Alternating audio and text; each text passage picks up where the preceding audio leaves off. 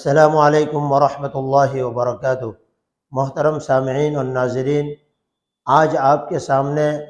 طواف کے دوران بیگ کے اندر چپل ڈال کر اس بیگ کو اپنے کندھے پہ لٹکا کر طواف کرنے کے سلسلے میں مسئلہ بیان کرنا مقصود ہے۔ آج کل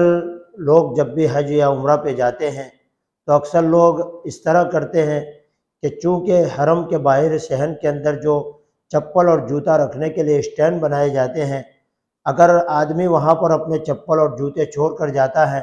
تو جب نماز وغیرہ یا طواف وغیرہ سے فارغ ہو کر واپس آتا ہے تو واپسی پر اس کے چپل اور جوتے ملنا بہت مشکل ہو جاتا ہے۔ تو لوگ اکثر یہ کرتے ہیں کہ اپنے ساتھ ایک چھوٹی سی بیگ لے کر چلے جاتے ہیں اور اسی میں اپنے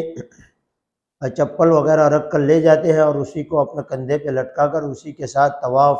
سعی وغیرہ اور نماز وغیرہ بھی ادا کرتے ہیں۔ تو کیا اس طرح چپل کو بیگ میں ڈال کر اس بیگ کو اپنے کندھے وغیرہ پر لٹکا کر اس کے ساتھ طواف اور سعی یا نماز پڑھنا درست ہے یا نہیں؟ دیکھیے، اگر چپل کے ساتھ کوئی نجاست وغیرہ لگی ہوئی نہیں ہے اور ایسی چپل کو بیگ کے اندر رکھ کر چلا جاتا ہے اور اس کو اپنے کندھے پر لٹکا کر طواف وغیرہ ادا کرتا ہے یا سعی وغیرہ ادا کرتا ہے، اسی طرح نماز وغیرہ پڑھتا ہے، تو اگر چپل پاک ہے، نجاست سے بالکل صاف ہے، پاک اور صاف ہے، تو یہ تمام اعمال اس کے درست ہیں۔ لیکن اگر چپل کے اوپر نجاست لگی ہوئی ہے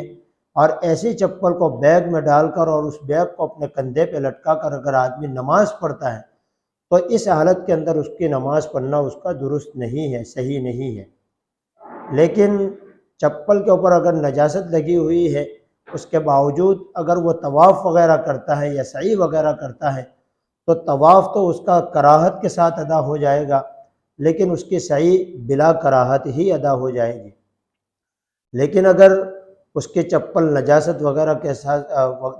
وغیرہ سے صاف ہے، بالکل اس کے اوپر کوئی گندگی نہیں ہے، یا اس نے پہلے دھو لیے اس کے بعد پھر بیگ میں ڈالے اور اس بیگ کے ساتھ اگر وہ نماز ادا کرتا ہے تو اس صورت میں تو نماز بھی ادا ہو جائے گی۔ لیکن اگر چپل کے ساتھ نجاست لگی ہوئی ہے تو نجاست والی چپل کے ساتھ اگر بیگ کو لٹکا کر نماز ادا کرتا ہے تو نماز اس کا پڑھنا درست اور صحیح نہیں ہے۔ البتہ اس کا ایسی حالت کے اندر طواف جو ہے وہ کراہت کے ساتھ ادا ہوگا اور سعی تو بغیر کراہت کے ہی ادا ہو جائے گی۔ اس لیے آدمی کو چاہیے کہ احتیاط کے ساتھ اور اپنے چپل کو ناپاکی سے صاف